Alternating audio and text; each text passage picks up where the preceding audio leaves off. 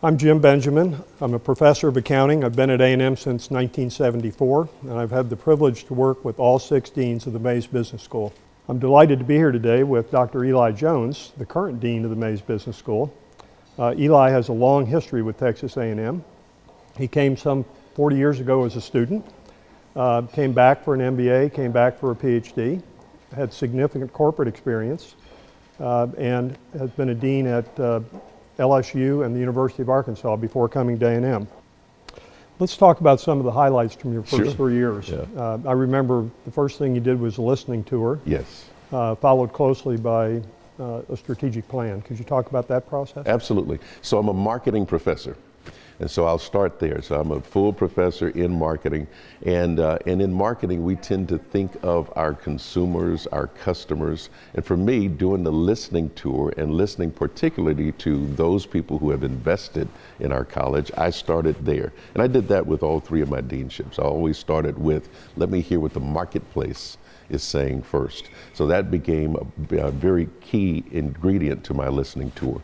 And so I did that when I joined. And then of course at the same time I'm listening to the faculty. I'm listening to the department heads, and I'm thinking about what are our key assets and what could we do to sort of unlock the potential that we already have. And what's good about here is we're already a top 20 public business school. So really, as you know, as you move closer and closer to the top, it gets harder. So this idea of listening to the marketplace and really understanding our faculty and our key assets, that became central to this idea of developing a brand new strategic plan. And so our strategic planning process is really that. It is a culmination of what we've thought about as a group. It is a way to unify the college and move us in a particular direction. And I think our vision is a grand vision. So during the strategic planning process, we said that our vision is to advance the world's prosperity. And that is such an aspirational vision. We take groups of students to different parts of the world, and in one case, we take them and they work with entrepreneurs in another country. That's advancing the world's prosperity.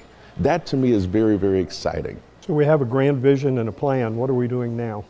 So we've been very active in implementing our strategic plan. For starters, 3 of us visited with our namesake, Lowry Mays.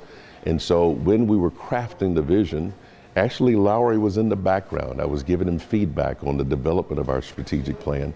And so when we went to San Antonio and visited with Lowry and his daughter, Kathy Mays Johnson, we said, here's our vision.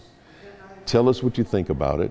And I specifically asked if he likes our strategic plan, I'd like for him to endorse it in a major way. And so we crafted a proposal that we took to him, and he and the Mays Family Foundation invested in us. That's implementing the strategic plan. If we're going to really do something big, we've got to have that level of investment. And the result of it is it's the largest single gift ever to Mays Business School, and that's Lowry, Peggy, his daughter Kathy, the Mays family, getting behind this grand vision of advancing the world's prosperity. We are developing transformational leaders. Transformational leaders. Now, there's a lot of literature on transformational leadership. What's fun about our process is we get a chance to define what we mean when we say we're developing a Mays transformational leader. And what we mean by that is we're talking to students primarily about being a transformational leader by enhancing their thinking about their mindsets along the lines of being an ethical leader, being an analytical leader, having a global mindset, thinking about transforming organizations, having a social responsibility mindset, because we all know that today's business, it's about corporate social responsibility. It's not just about profits, it's the triple bottom line. And part of that is giving back to society, which I think really resonates with our students because, as we know, with the Aggie core values, selfless service is one of our core values. So this idea of getting our students to think broader about developing a business and giving back to society is critical. That's a key ingredient to being a transformational leader. And so what we've been doing is we've had lunch and learn sessions. We've had these town hall meetings, and these settings are designed to help us understand what's changing around us and what should we be thinking about as faculty members and incorporating into our courses and in our various curricula. So this vibrant learning organization, I think, is critical to developing transformational leaders and advancing the world's prosperity. Now, Mays Business School has a long history of really creating impactful knowledge. And so we think about the research side that we are in, and we do some really astounding research that's cited by other scholars in our various fields. And so part of our strategic plan is to continue to create impactful knowledge. And we believe if you roll those three things together, developing transformational leaders, creating a vibrant learning organization, and creating impactful knowledge, we will continue to advance the world's prosperity. You've initiated a plan for a major expansion at Mays. Yes. What are your thoughts on that? We have great space. We have great students. Our enrollment is strong, so it's not necessarily tied to enrollment growth. As you well know, we cap our enrollment at the undergraduate level. We get fantastic students. So the space that we're talking about is not necessarily driven by enrollment growth. It really is driven by all of the different changes that have happened in our profession around learning. As you well know, learning has changed. And so now in today's world, we're talking about active learning and active learning spaces. And so active learning gives our students a chance to take on real world challenges and to work together in teams to develop answers to some of the world's challenges, right? We're currently in about 260,000 square feet, thanks to the Wayner folks, thanks to Jerry and Kay Cox, we've added to the building. Now we're looking at taking in our courtyard, all right, and having the first floor where it's open, lots of open space there. We are envisioning having perhaps the fourth floor that is very futuristic. We're really blessed to have now the Mays Innovation Research Center, which is largely led by one of the professors in accounting, Dr. Karok Ray. And so we have our Mays Innovation Research Center. We're also envisioning this Mays Transformation Center. And there we're talking about having a recording studio and having a way to broadcast some of the knowledge that we're creating and we're disseminating now. You mentioned the the major gift from the Mays Family Foundation. Yes. We also know that the Mays has received a commitment from the Mays Foundation and the Koch Foundation for the Innovation Research Center you mentioned. Right. The McFerrin family has made a major commitment to the Center for Entrepreneurship. How are those gifts going to impact Mays? Yeah. And what are your key priorities for additional funding? We are just so fortunate to have former students who are really engaged in our building this reputation that we've been working on for a very long time. It's truly humbling to me when I go out and I visit with these former students who want to invest and to help us get better. We're a top 20 public business school. We're already very strong. And as I mentioned earlier, in order for us to continue this trajectory, we need funding. We really need to have the funding to help us grow, right? So when I think about those three major gifts that you just talked about, and there are others, there are other great former students helping us in lots of different ways. Soon we'll be naming the accounting department because of you, because what you've done in over 40 years in leading our accounting department. And we've got a number of donors lining up to help us there. So we're really, truly blessed to have the donors that we have, the people who truly believe in what we're doing and investing in what we're doing. So we've talked about strategy, Yeah. facilities, and funding. Yeah. What else has been on your radar in the first 3 years? So, it's great when I think about our people, and I actually think about our people first, because we couldn't build a great business school without our great people. And so while we talked about strategy and we've talked about facilities and we've done that, I put people right at the center of what we're doing, because the people are our culture, all right? It's the people. And so when I think about it, I think about how we are recruiting great faculty and staff and the retention of our great faculty and staff. And I sleep well at night, but if I were ever to stay awake at night, it would be around retaining our great people. And so I have a chance to say back home, and you know this, when we meet in our executive committees, we talk a little bit about our associate deans and department heads. We talk about the kind of people that we recruit here at Mays Business School. And we recruit the kind of people that other schools want. That's what we're doing. We really want the best faculty in the world. We spend a lot of time thinking about our retention strategies. The two deans that preceded you served for almost 30 years. Yeah. That's compared to an average tenure of a dean in U.S. business schools of about 5 years each. Why do you suppose that happened, and what do you think the impact was on Mays? You know, when I think about the 50 years of having a business school, a college of business, it wasn't always Mays Business School, we know that, but 50 years, we're celebrating our 50th anniversary this year, and it's incredible. And I go back and I do the math. 30 of those years, and counting my measly 3 years here, but 30 of those years have been led by mainly two individuals, Mitten Kokenauer, who's a dear friend, and Jerry Strouser, who's another dear friend. So I'm now in my 10th year of deaning, but I have had the privilege now to be at other places and experience other cultures, right? And you think about the culture of the organization really being that beacon and the thing that retains people. I think we have it here. And I think that's partly why we see it not only in the low turnover at the dean's level, but we also have, relatively speaking, low turnover at the faculty level. I've visited dozens of universities over the years, and they all have good students. Yeah. What makes our students unique? I really thought the days of yes, sir, no, sir, yes, ma'am, no, ma'am, I thought those days were over, Jim. I had a chance to go elsewhere, and I thought it was just a generational thing. And I said, you know what? That generation has come and gone. It's a new day. And I remember coming back after being gone for almost 20 years and coming back to this campus. And when I walked into one of our offices, one of the first things I heard was, yes, sir. And I thought, that's pretty amazing. I tell some of our prospective donors now when I'm traveling, you know, I thought those days were gone.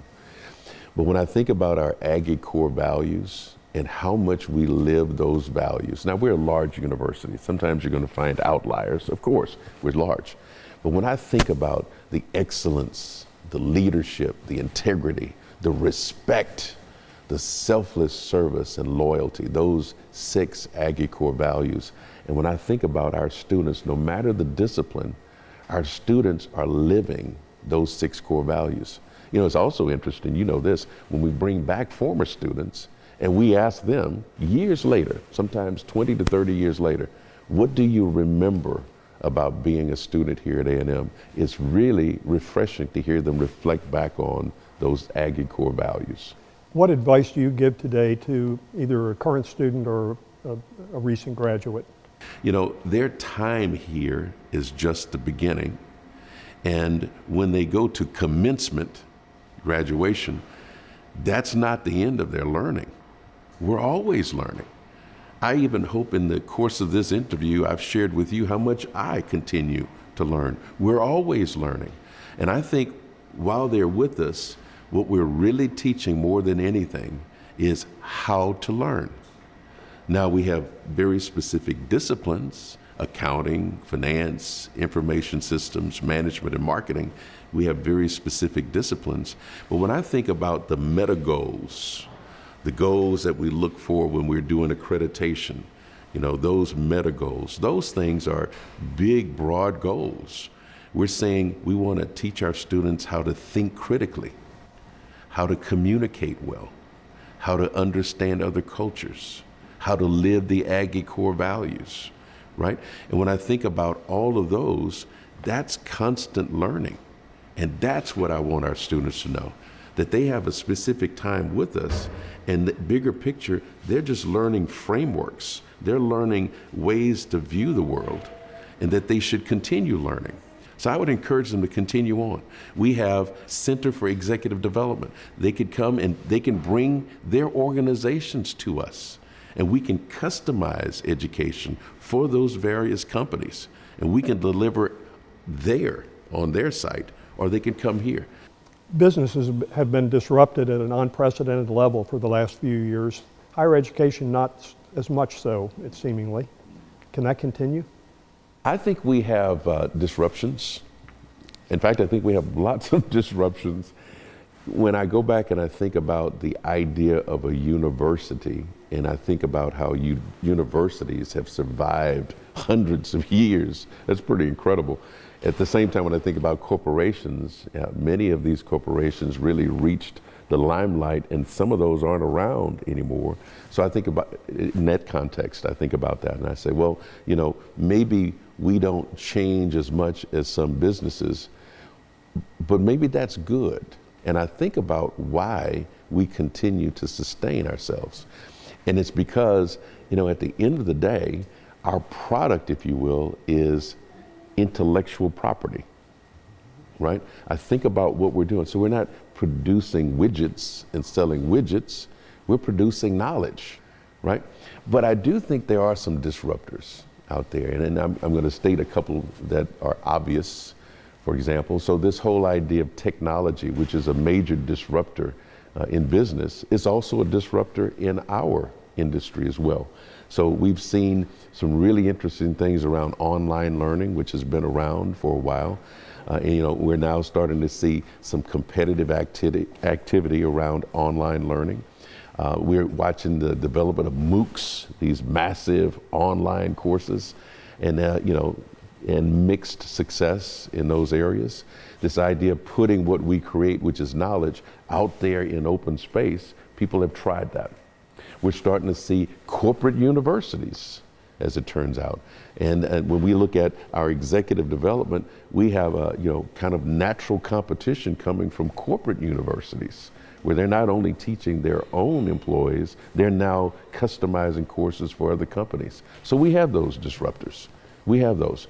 And I think the way we approach it is by having our faculty and staff consider these kinds of things and think about what we need to be doing, understanding these disruptors that are all around us, right? We study these market disruptions, don't we? We do that in our research. But bringing that home and saying, now that we know what's going on around us and change is getting faster, I mean, the acceleration of change is pretty incredible now. We're talking about artificial intelligence and what we need to do as educators to embrace artificial intelligence and virtual reality. I mean, what are we going to do about those things?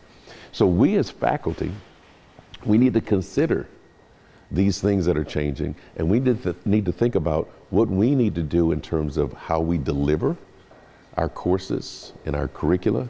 We need to think about that. We need to think about how we continually stay relevant. I mean, that's one. We talk a lot about rigor in our research, but relevance is there too. And how do we stay relevant? I think we do a decent job. We bring in various stakeholders. We bring in our former students quite a bit. The accounting department does a marvelous job of doing that, bringing in former students. You have your own board, I have a board, so we have people around us reminding us of all of these market disruptors, and then getting us to really think deeply about what we need to do to make changes to our curriculum. So I think we're handling it in a good way. During our first off-site strategic planning meeting, where we had some 35 faculty and staff go to an external site, it became obvious quickly that culture was our key asset. So when I think about culture in general, it really is how we govern ourselves is a big part of that. It's part of the reward system that we put together. It's part of the leadership that we put together. It's part of the people we bring into our culture and the people who stay as part of this culture. It's really that. It's almost amorphous, but it is important. And I think as leaders, as long as we know it, we recognize it, and we say that's important to us, our culture is important to us, I think then our behaviors will come from that. So we've come a long way in the last 50 years at Mays. We're clearly now a top 20 public business school. Many people say that it's easier to get there than to stay there. What keeps you motivated? So the culture of our organization is we recognize that we're really, really good. We're fantastic. And what I love about it is we also recognize that we need to continue to excel. We're great and we want to be better. And I think as long as we understand that we don't rest in our greatness, I think we can continue to excel. And I think that's kind of the DNA of the Mays culture. We're great and we want to be better. Let's end on a philosophical note. Okay. Let's imagine the 100th anniversary of the Mays Business School. Yeah. 50 years from now. What do you think the leaders are going to be saying then, other than Jim Benjamin is still on the accounting faculty? That you're still here, right? Yeah, that's right. You know, I don't know. I wish I could answer that. It's really hard for me to project that far into the future. But I can see, maybe not 50 years, I can see maybe the next 5, say, based on the developments that we're witnessing around businesses and what's going on there.